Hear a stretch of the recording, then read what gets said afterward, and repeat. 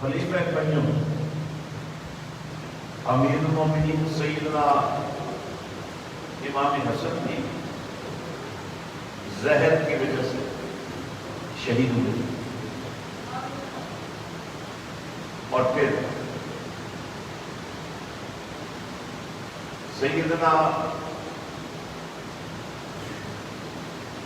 امام علی مقام حضرت امام حسین رضی اللہ تعالیٰ عنہ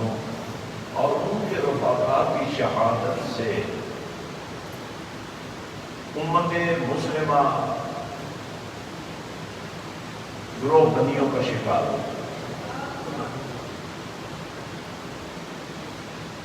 حالانکہ ابھی وہ لوگ موجود تھے جنہوں نے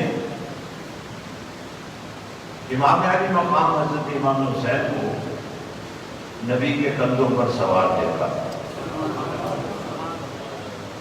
ابھی تک وہ لوگ موجود تھے جنہوں نے حالت نماز میں امام علی مقام کو نبی رحمت صلی اللہ علیہ وسلم کی پشت اقدس پر سوار ہوتے دیکھا۔ وہ لوگ بھی موجود تھے جنہوں نے اس نماز میں جب نبی نے سجدے کو لمبا کیا اور تسبیحات بڑھا دی، ان لوگوں نے بھی سجدہ لمبا ہی رکھا، لیکن بدقسمتی سے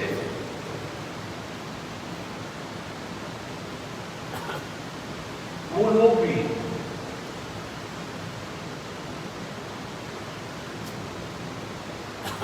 وہموں میں مبتلا ہو گئے اور 1400 سال سے لے کر آج تک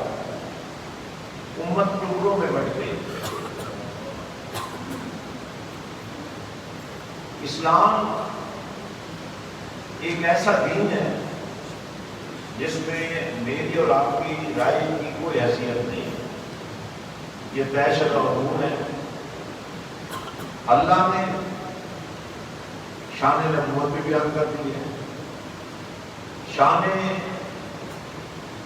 صحبت رسول کو بھی بیان کر دیا ہے، شان اہل بیت کو بھی بیان کر دیا ہے، اور قیامت کی صورت تک جن لوگوں نے اسلام کے نام پر سر کٹا کر شہداء کہلاتا ہے ان کی شان بھی بیان کر دی ہے، اور جن لوگوں نے سر کے بالوں سے لے کر پاؤں کے ناخن تک اندر باہر سے نبی پاک کی نوکری کرنی ہے، ان کا بیان بھی قرآن نے کر دیا ہے۔ کیونکہ ایک عام مسلمان احادیث نبویہ کے بارے میں علم نہیں رکھتا، حتیٰ کہ علوم قرآنیہ کے بارے میں بھی علم نہیں رکھتا، نتیجتاً واعظین، ذاکرین اور خطباء، مفکرین، معلمین اور اسکالرس کی اپنی اپنی تشریحات کے بنیاد پر اس دور کا مسلمان فرقہ واریت میں مبتلا ہو جاتا ہے، اور بعض اوقات وہ ایسی باتیں قبول کرنے لگ جاتا ہے اور ایسے باتوں کا راوی بھی بن جاتا ہے جن کا اسلام سے کوئی تعلق نہیں ہوتا۔ تو مسجد حسین کا مقصد یہ تھا کہ آپ کے سامنے حق اور باطل کو واضح کر دیا۔ اللہ فرماتا ہے قُلْ جَاءَ الْحَقُّ وَزَهَقَ الْبَاطِلُ إِنَّ الْبَاطِلَ كَانَ زَهُوقًا۔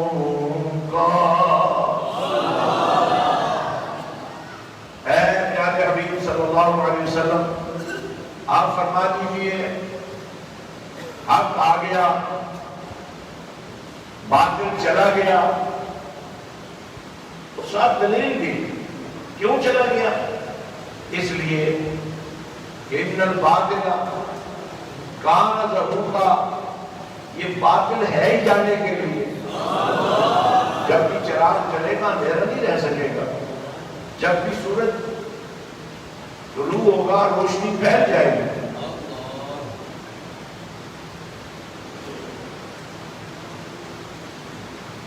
خلافت اسلامیہ کا آغاز امیر المومنین سیدنا صدیق اکبر سے ہوتا ہے۔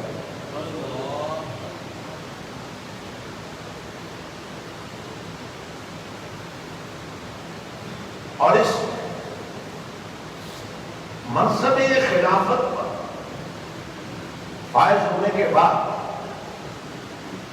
جو خطبہ امیر المومنین نے دیا،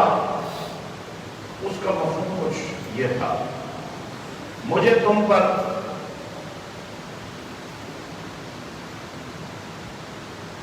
سربراہ مقرر کیا گیا ہے،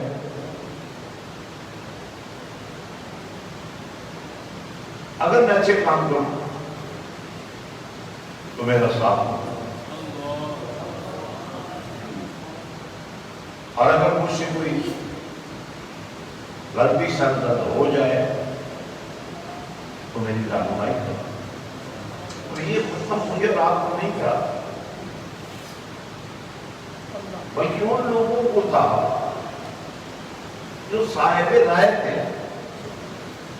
جنہیں صحبت رسول سے آشنائی تھی، جن کی تعلیم و تربیت خود مدینے والے نے فرمائی تھی۔ بہت ساری باتوں سے لوگ اتفاق بھی کرتے ہیں، بہت ساری باتوں سے اختلاف بھی رکھتے ہیں، اس پر دلائل نہیں ہے ان کے پاس، لیکن جب اللہ نے فیصلہ سنا دیا،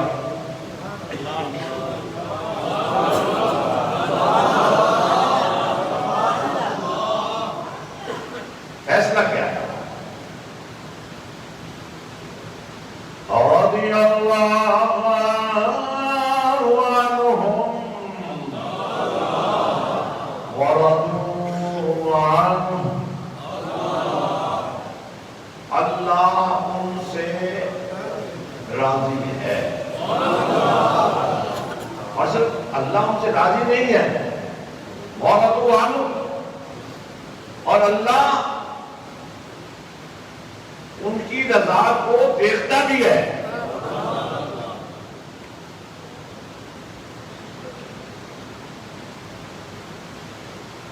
جب یہ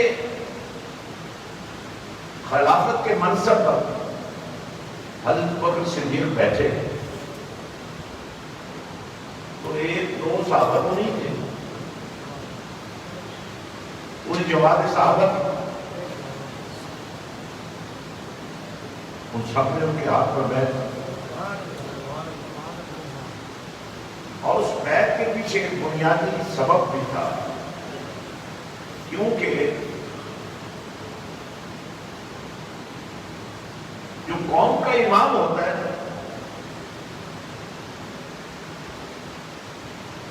اور امامت ہے نماز میں،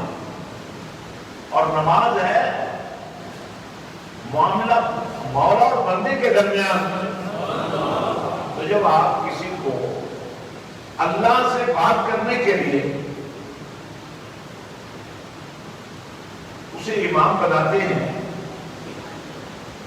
تو امام بنانے سے پہلے آپ کو سوچنا چاہیے کہ آپ کے امام کا معیار کیا ہے۔ تو بات میری اور آپ کی تو ہے نہیں، جب نبیوں کی امامت میرے اور آپ کے نبی کو عطا کی گئی ہے، تو صحابہ کی امامت بھی مدینے والے آقا کو عطا کی گئی، لیکن ایک ایسا موقع بھی آیا، حضور نبی رحمت صلی اللہ علیہ وسلم علیل ہیں، اور نقاہت کمزوری کی وجہ سے نماز میں شامل نہیں ہو پائے، تو ایسے موقع پر صحابہ کرام رضوان اللہ تعالی علیہم اجمعین نے امامت کے لیے صدیق اکبر کو کھڑا کیا، حتیٰ کہ نماز کے دوران ہی حضور نبی رحمت صلی اللہ علیہ وسلم مسجد شریف میں تشریف لے آئے اور صحابہ کرام نے امامت کے مصلی پہ کھڑے ہونے والے عظیم صحابی رسول صلی اللہ علیہ وسلم کو آگاہ کیا کہ حضور آ گئے، آپ نے مصلی سے ہٹنا چاہا، توجہ نہیں ہے، اپنے اوپر پورا فخر کریں کہ آپ ان ماننے والوں میں ہیں جو سنی سنائی باتوں کو سن کر نہیں مانتے بلکہ قرآن کو مانتے ہیں، نبی آخر الزمان کو مانتے ہیں اور اللہ والوں کو مانتے ہیں، شمع رسالت کے پروانوں کو مانتے ہیں۔ تو حضور نے پسند فرمایا کہ منصب امامت پر صدیق اکبر قائم رہے۔ اب پسند میری اور آپ کی تو نہیں، اب جو فرقے بنے ہیں وہ یا علی کی محبت کے گرد گھومتے ہیں یا مولا علی کی مخالفت کے گرد گھومتے ہیں۔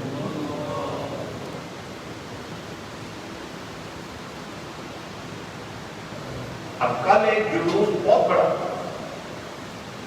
لاکھوں کا نہ ہو تو ہزاروں کو ہوتا، اسلام آباد کی سڑکوں پر نکلا، عنوان تھا عظمت صحابہ اور نعرے تھے یزید رحمت اللہ علیہ۔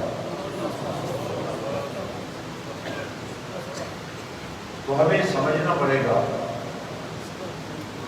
ہمیں اس بات کا احساس کرنا پڑے گا کہ امت میں اہل بیت کی شان پر، ان کے مقام پر، ان کے مرتبے پر کبھی بھی اہل اسلام کو اختلاف نہیں رہا۔ یہ ہے مسجد حسین کا مشن کہ آپ کو گمراہی سے بچایا جائے، آپ کو اسلام کا صحیح راستہ دکھایا جائے، آپ کو وہ دین سمجھایا جائے جو اللہ کی رضا کے گرد گھومتا ہے اور مدینے والے سے وفاداری کا عزم رکھتا ہے۔ ایک بات آپ نے نوٹ کرنی ہے، ہم فرقہ واریت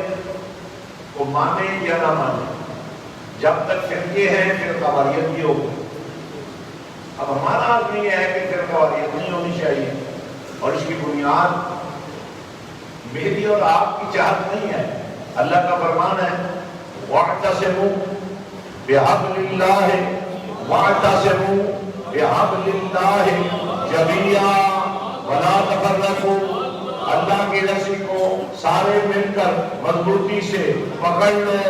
وَلَا تَفَرَّقُوا، اور فرقہ نہ بنو۔ جو فرقے ہیں انہیں سمجھ ہی نہیں آ رہی کہ ہم فرقے بن چکے ہیں، ہم کیا کر رہے ہیں، ہماری وجہ سے امت ٹوٹ رہی ہے، ہماری وجہ سے امت میں انتشار بڑھ رہا ہے، ہماری وجہ سے قتل و غارت ہو رہی ہے، ہماری وجہ سے مسلمانوں کو کافر کہا جا رہا ہے، حالانکہ ہماری ڈیوٹی یہ تھی کہ کافروں کو کلمہ پڑھاتے اور انہیں مسلمان بناتے۔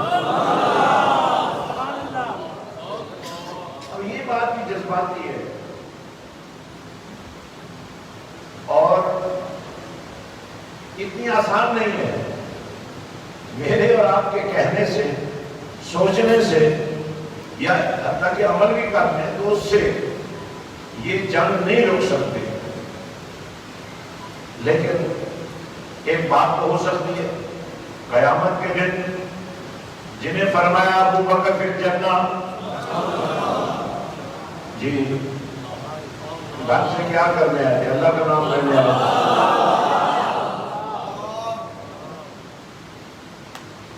قیامت کا دن ہوگا جنہیں دنیا میں مدینے والے نے فرما دیا ابو بکر فی الجنہ، عمر فی الجنہ، عثمان فی الجنہ، علی فی الجنہ، اور جنہیں یہ کہہ دیا یہ حسن و حسین یہ دونوں میرے شہزادے جنتی نوجوانوں کے سردار ہیں، اور جن کے بارے میں فرما دیا یہ جنت کی خواتین کی سردار و سالار نبی کی بیٹی دختر رسول فاطمہ الزہرا سلام اللہ علیہ۔ اگر تو آپ کا نام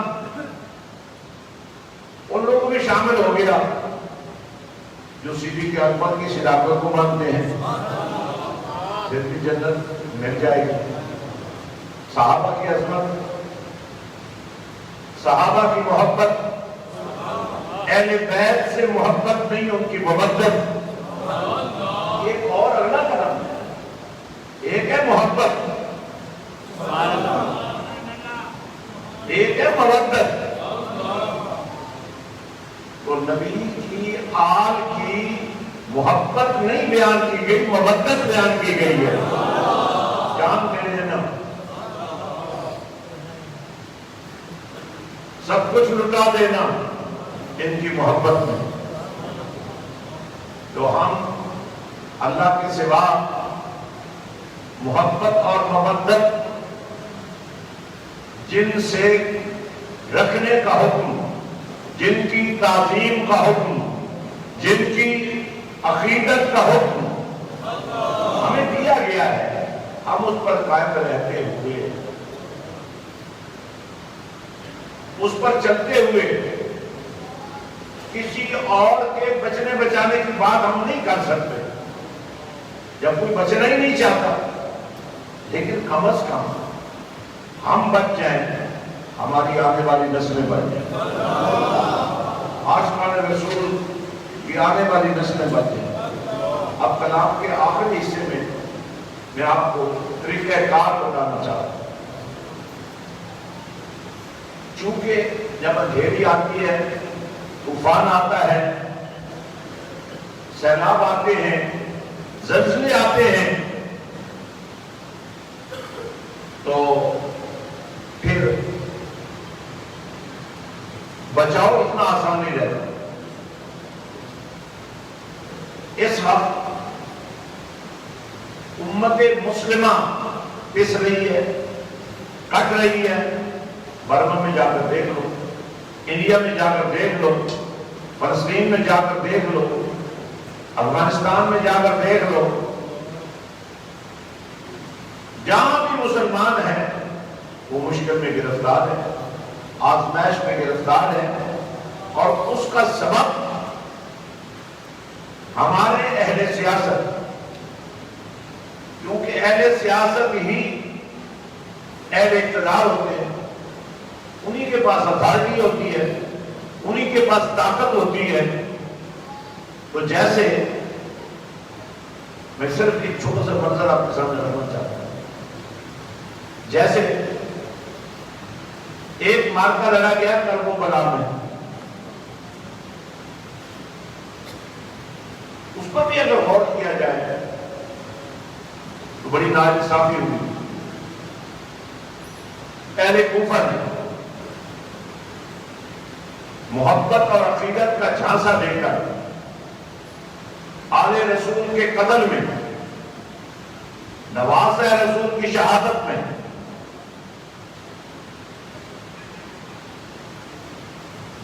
اپنے آپ کو دشمنان اسلام ثابت کیا ہے۔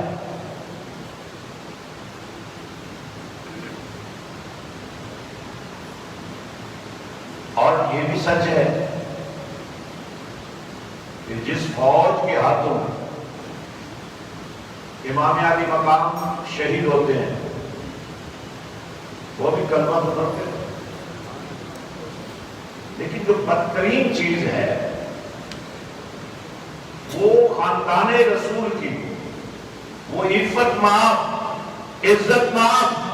خواتین کہ جن کے سر کا بال اس نیلگوں چھت کے نیچے سورج بھی نہ کبھی دیکھ پایا ہوگا، انہیں رسیوں میں جکڑ کر انہیں پابند سلاست کر کے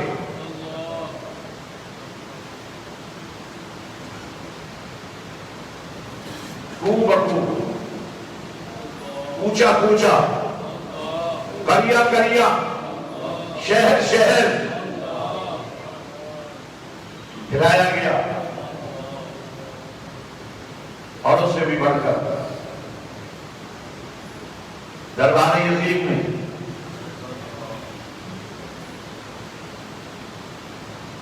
جس طرح فخر کے ساتھ یزید نے کہا یہ منظر آج میرے نانا اور دادا دیکھتے جب وہ میدان بدر میں کٹ کٹ کر مر رہے تھے، ان کا سر بھی فخر سے بلند ہو جاتا کہ میں نے نبی کے گھرانے سے کیا بدلہ لیا ہے۔ اب ذرا غور فرمائیں، سیدہ زینب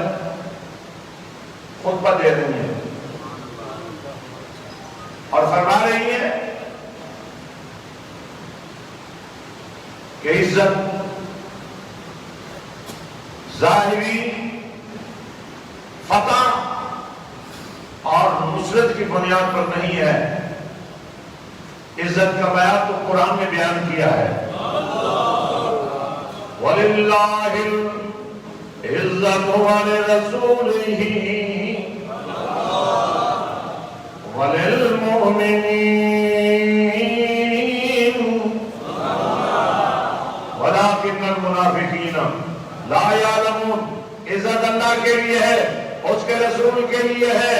اس کے ماننے والوں کے لیے ہے۔ اے یزید تیرے دربار میں شراب کا دور چل رہا ہے، اے یزید تیرے دربار میں فحاشی کا دور چل رہا ہے، تو مومن نہیں ہے، تو منافق ہے۔ اگر مومن دیکھنا تو ہمیں دیکھو، عزت دیکھنی ہو تو ہماری دیکھو۔ کیا ہوا؟ ہم زنجیروں میں جکڑے ہوئے ہیں، لیکن نبی کے خون کی نسبت وہ ہمارے پاس ہے۔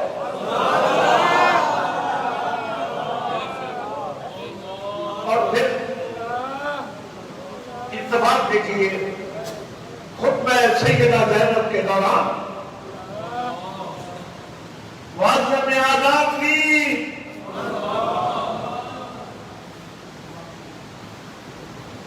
اور جب وہ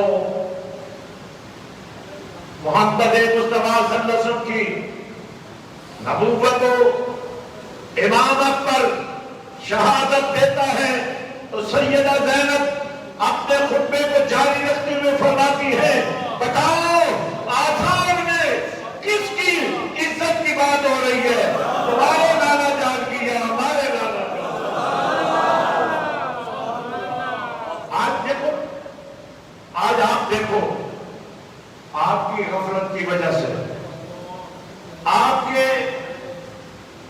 کردار میں جھول ہونے کی وجہ سے ایک دفعہ پھر گھر گھر میں کربلا قائم ہونے کا خطرہ پیدا ہو گیا ہے۔ مسجد حسین، اس کے در و دیوار، اس کے زیر اہتمام تعلیم کا نظام، سکول، کالج، یونیورسٹی اس لیے ہے کہ تم ماننے والے ہو، لیکن عدم واقفیت کی وجہ سے کبھی کبھی تم بھی جوڑ جاتے ہو۔ لیکن اگر تمہاری آنے والی نسلوں کو قرآن کا قاری بنا دیا جائے، عشق مصطفیٰ کا سپاہی بنا دیا جائے، ان کے سینوں کو نبی اور آل نبی کی محبت کا مدینہ بنا دیا تو کم از کم آپ کا شمار کوفیوں میں نہیں رہے گا، حسینیوں میں ہو جائے گا۔ یہ چھوٹا سا قافلہ ہے، مگر اس کے سالات میرے سلطان باہو ہے، اور وہ سلطان باہو جن کو نبی پاک نے اپنے ہاتھوں پر بیعت فرمایا. اب یہ جملہ جب میں بیان کرتا ہوں نا، مجھے بڑی حیرت ہوتی ہے، اس بیعت کا کیا مفہوم تھا، اس کا سبب کیا تھا؟ تو مجھے بات کی سمجھ آتی ہے، جب سب بیٹھ جائیں گے خاموش ہو کر، جب سب بیٹھ جائیں گے غافل ہو کر، جب سب آنکھیں بند کر لیں گے، کان بند کر لیں گے، اس وقت باہو کے ماننے والے کھڑے ہو جائیں گے اور دنیا کو میسج دیں گے، ہم حسینی ہیں، ہمارا جینا بھی حسین کے لیے، ہمارا مرنا بھی حسین کے لیے. حسینیت ہمارا شعار ہے، حسینیت ہماری منزل ہے، حسینیت ہمارا مدار ہے، حسینیت ہمارا ایمان ہے، حسینیت ہمارا جذبہ ہے، حسینیت ہماری زندگی کا حاصل ہے. اور حسینیت ہی کی بنیاد پر ہم قیامت کے دن اللہ سے اس جنت کے طلبگار ہیں جس کے سالار یہ نبی زادے ہیں. جیسے کوئی بھی نبی والا ہو جائے اس کی شان بن جاتی ہے، اور جنہیں نبی اپنا کہہ رہا. آج میں آخری کلام کے طور پہ آپ سے جو بات کہنا چاہتا ہوں، ہم نے آپ کے بچوں کے لیے اسکول، کالج، یونیورسٹی کے ساتھ امینوں کے بچوں کو ٹیوشن ملتی ہے، لیکن میں تمہارے بچوں کے لیے بھی ٹیوشن کو بندوبست کر رہا ہوں تاکہ یہ بچے بھی یتیمی کے داغ لے کر آنے والے، غریبی کی تنگ و تاریک راتوں میں ماؤں کے سینے سے لگے ہونے کے باوجود پیٹ بھر کے کھانا نہ کھانے والے یہ قوم کے بچے عاشق رسول بھی بنے، عاشق حسین بھی بنے، عاشق اسلام بھی بنے، اور دنیا کو بتائیں حسینیت کس نور کا نام ہے، جس نور کے جلوہ گر ہونے کے بعد یزیدیت نام کی کوئی چیز اس کے مقابلے میں ٹھہر نہیں سکتی. آپ جب ارادہ کر کے آئیں گے کہ ہم نے مسجد حسین میں نماز پڑھنی ہے، ہم اور ہمارے بچے مسجد حسین کے صحن میں بیٹھ کر اس حسین کی قیادت کا جھنڈا اٹھائیں گے جنہوں نے نیزے کی امی پہ چڑھ کے بھی قرآن کی تلاوت کو نہیں چھوڑا. یہ ایک معراج ہے، حسینیت ایک معراج ہے جو تمہیں نصیب کی جا رہی ہے. شاید بہت سارے لوگ صاحب تقویٰ نہ ہو، ایمان کا بھی کمزور ترین درجہ رکھتے ہوں، لیکن میں یہ بربلا کہنا چاہتا ہوں کہ اگر آپ حسینیت کا جھنڈا لے کر کھڑے ہو جائیں تو آپ کی غربت پر اللہ کو بھی پیار آ جائے گا، آپ کی مجبوریوں پر اللہ کو بھی پیار آ جائے گا، آپ کی مفلسی پر اللہ کو بھی پیار آ جائے گا. صرف آپ کو عہد پیمان کرنے کی ضرورت ہے، آپ کو ارادہ بنانے کی ضرورت ہے کہ آپ کا بچہ یزیدی نہیں بنے گا ماحول کی وجہ سے. ماحول ایسا مدرسہ، ایسا استاد، ایسی جماعت، ایسا ادارہ جس میں یزیدیت کا پرچار ہوتا ہو، ایسے جلسے، ایسے جلوس، ایسے قصے جن میں حسینیت کی مخالفت کی جاتی ہو اور یزیدیت کا پرچار کیا جاتا ہو، تو پھر تمہارے بچوں کو یزیدی ہونے سے کون بچا سکتا ہے؟ لیکن میں چاہتا ہوں کہ تم حسینی پیدا ہوئے ہو، حسینی جیو، حسینی مرو، حسینی قبر میں پہنچو اور حسینی قیامت کے دن کھڑے ہو. اس کے لیے آپ کو قربانی دینی پڑے گی. آپ کی قربانی اتنی ہے کہ آپ کے بچے اور بچیاں، گھر میں تو بات پہلے ہی نہیں ہے، گھر میں بیماری کے علاوہ کیا ہے؟ گھر میں مجبوری کے علاوہ کیا ہے؟ جبکہ مسجد حسین کا ذہن آپ کی مجبوریوں پر رب کی رضا کا پہرا لگانے والا ہے۔ تین باتیں ذہن میں رکھو، ہم نے امت کی وحدت کا مشن جاری رکھنا ہے انشاءاللہ۔ کہہ دو محبت سے، اور لگا کر کہہ دو انشاءاللہ۔ اور دوسرا، ہم نے فرقہ واریت کو روکنا ہے، اور تیسرا، ہم نے اپنے بچوں اور بچیوں کو قرآن کے نور سے، رسول اللہ کی محبت کے شعور سے ایک نئی زندگی دینی ہے۔ حضرات، آپ کے علم میں ہے کئی مہینوں کے بعد اسکول کھل رہے ہیں، کالج کھل چکے ہیں، یونیورسٹی کلاسز شروع ہو چکی ہیں، اور یہ دنیا کی وہ مسجد ہے۔ جب میں یہ مسجد بنا رہا تھا اور میرے رفقا مجھ سے یہ کہہ رہے تھے کہ اتنی بڑی مسجد بنانے کا کیا مقصد ہے، میں نے کہا دنیا میں غریب پڑھنے کا مرکز مسجد حسین ہوگی، یتیم پرورش کا مرکز مسجد حسین ہوگی۔ اس میں شاید نمازی تو اتنے نہ ہوں، لیکن اہل ایمان کے بچوں اور بچیوں کی تعداد اتنی زیادہ ہو جائے گی کہ کوئی مصلی خالی نہیں رہے گا۔ ہر مصلی پر ایک حسینی بچہ بیٹھا ہوگا، ایک حسینی بچی بیٹھی ہوگی، قرآن پڑھ رہے ہوں گے، مشن حسین کو بیان کر رہے۔ میری آپ سب سے یہ گزارش ہے، میرے عظیم ساتھیوں، اپنے بچوں کو، جن کو ابھی یہ شعور نہیں ہے کہ ہمارا پڑھنا کتنا ضروری ہے، آپ کا بچہ اگر ڈاکٹر بن جائے، یہ شعور شاید آپ کو بھی نہیں ہے، آپ کے بچوں کو بھی نہیں ہے۔ آپ کا بیٹا پڑھتے ہوئے قرآن کے نور کے ساتھ آگے بڑھتے ہوئے ایسے جو بھرتی ہو جائے، اے سی بن جائے، جج بن جائے، ایم پی اے بن جائے، ایم این اے بن جائے، کل کسی غریب کا بچہ اس ملک کا وزیر اعلیٰ بن جائے، وزیر اعظم بن جائے، صدر بن جائے، کمانڈر ان چیف بن جائے، جس کی رگوں میں دوڑنے والا خون کا ہر قطرہ حسینی ہوگا،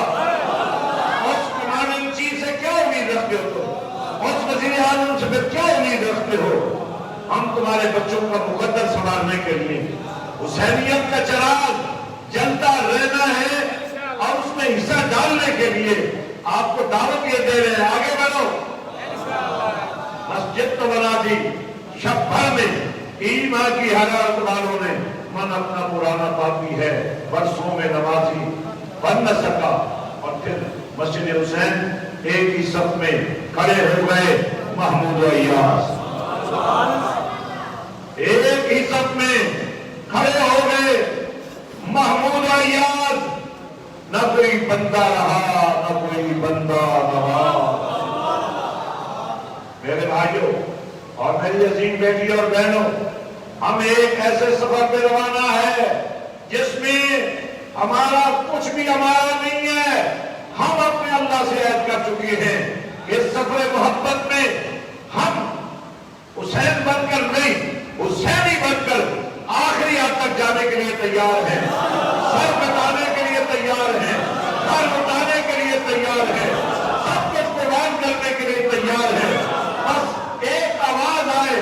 قیامت کے دن، قیامت کے دن یہ آواز آئے، حسینیوں کو بلایا جائے۔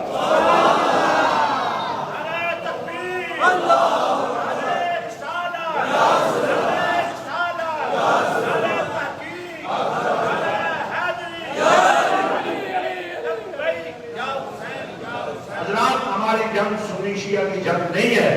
ہماری جنگ دیوبندی بریلوی کی جنگ نہیں ہے، ہماری جنگ حسین اور یزید کی جنگ ہے، حسینیت اور یزیدیت کی جنگ ہے۔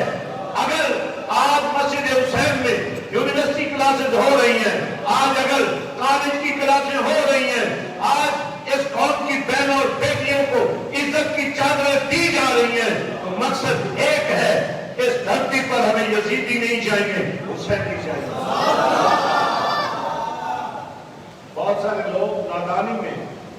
علمی کی وجہ سے، کم فہم ہونے کی وجہ سے حسینی ہو کر بھی یزیدی کردار بن جاتے ہیں۔ تو علم انسان کو روشنی دیتا ہے۔ میری آپ تمام دوستوں سے دو آخری گزارشات ہیں۔ نمبر 1، اگر آپ کو اپنے بچوں پر پیار کبھی آتا ہے، اگر آپ کو اپنے بچے پیارے لگتے ہیں تو خدا کے لیے ہمیں دے دو، آپ سے اچھا رکھیں گے، آپ سے اچھا پالیں گے، آپ سے اچھی ان کی عبادت کریں گے، آپ سے اچھا ان کو پڑھائیں گے، آپ سے اچھا ان کو تمہارا وارث بنائیں گے، تمہارا نام روشن کریں گے۔ یہ لوگ اپنی بیٹیوں کو، اپنے بیٹوں کو اپنے پاس اس لیے نہ رکھو کہ تمہارے گھر میں تو گالیاں چلتی ہیں، تمہارے گھر میں تو گلا اور غیبت چلتا ہے، تمہارے گھر میں تو جھوٹ چلتا ہے، اور یہاں ایک ہی بات چلتی ہے، یا خدا کا پیار ہے یا مصطفیٰ کا عشق ہے۔ اگر تمہارے بچے اور بچیاں حسین پاک کے نوکر بن جائیں، سیدہ کائنات کی نوکرانیاں بن جائیں، تو بتاؤ اور تمہیں کیا چاہیے؟ اگر قیامت کے دن سیدہ کائنات چادر تطہیر کے سائے میں مجھے اور تمہیں اس لیے لے لے کہ ان کے بچوں نے طہارت سیدہ کائنات پر سب کچھ قربان کرنے کا عزم کر لیا تھا، اب مجھے بتاؤ کون سا جرم ہے جو میں نے کیا ہے؟ یہی کہ تمہارے بچے یتیمی اور غریبی سے نکل آئے، ان کے سینوں میں قرآن آ جائے۔ اگر یہ دوستی ہے تو پھر دوستی کا جواب دوستی سے، اپنے بچوں کو ریٹ کو انہیں میرے حوالے کرو۔ آپ کے گھر سے زیادہ خوبصورت گھر میں نے مسجد حسین، آپ کے کھانوں سے بڑھ کر کھانے میں ان کو کھلاتا ہوں، آپ سے بہتر تربیت میں ان کو دیتا ہوں۔ چند مہینوں کے لیے بھیج دو، چند سالوں کے لیے بھیج دو، نتیجہ تمہارے سامنے آئے گا۔ اور اسی سال میں نے اور میرے تمام رفقا نے یہ ارادہ کر لیا ہے کہ یہاں آنے والے ہر بچے کو منبر رسول پہ کھڑا کیا جائے، یہاں آنے والے ہر بچے کو قرآن پڑھنے کا سلیقہ دیا جائے گا، یہاں آنے والے ہر بچے اور بچی کو ٹیوشن پڑھا کر اعلیٰ انتظامی اداروں کے قابل بنایا جائے گا، تاکہ اس قوم کے جج، اس قوم کے اے سی اور ڈی سی، اس قوم کے ایس ایچ اوز اور کمانڈر وہ عاشق رسول ہوں، وہ عاشق اسلام ہوں، وہ انگریز کے کتے نہ ہوں، وہ امریکہ کے پچھو نہ ہوں، وہ کافروں کے ایجنٹ نہ ہوں، وہ رسول اللہ کے وفادار ہوں۔ جب تک بکے نہ تھے، میں تو آپ کا سودا جس بارگاہ سے کرانا چاہتا ہوں، ذرا سمجھنے کی کوشش کرو۔ لوگ بکتے ہیں اور بڑی تھوڑی قیمت پر ملتے ہیں، لیکن آؤ سودا کرتے ہیں مدینے والے سے۔ جب تک بکے نہ تھے کوئی پوچھتا نہ تھا یا رسول اللہ صلی اللہ علیہ وسلم، آپ نے خرید کر انمول کر۔ میرے بھائیوں، اللہ کے دربار میں عرض ہے کہ وہ ہمیں شعور دے، وہ ہمیں سوچ دے، وہ ہمیں فہم دے، وہ ہمیں ارادہ دے، وہ ہمیں نیکی کی توفیق دے، وہ ہمیں کردار دے، وہ ہمیں اخلاق دے، وہ ہمیں عادات دے، ایسی عادات کہ ہر عادت عبادت بن جائے۔ انشاءاللہ ہمارا یہ سفر جاری ہے، اور ابھی نماز پڑھتے ہیں، اور نماز جمعہ کے فوراً بعد دعا ہوگی۔ میں چاہوں گا کہ آپ کی طرف سے بھی ابھی کام جاری ہے مسجد حسین پر، آپ کی طرف سے بھی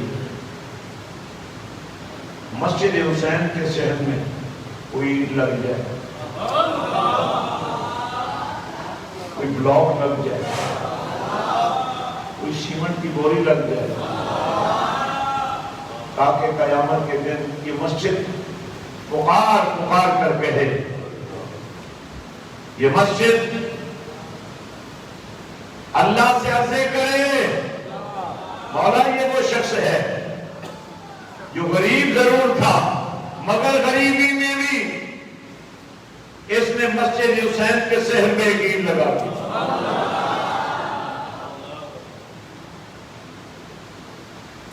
اس مسجد کو سجانے میں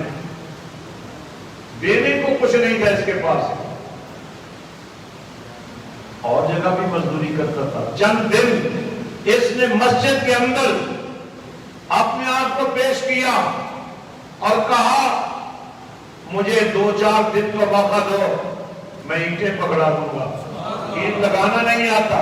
پکڑانا تو آتا ہے۔ تو یہ ایک سفر ہے، اس سفر میں اور انشاءاللہ آپ دیکھیں گے یہ تو آغاز ہے، یہ آخری کام نہیں ہے جو ہم نے کیا ہے، یہ تو نقطہ آغاز ہے۔ ایسی ہزاروں مسجد حسین علم و آگاہی کے مراکز کے طور پہ پوری دنیا میں بنائے گئے انشاءاللہ،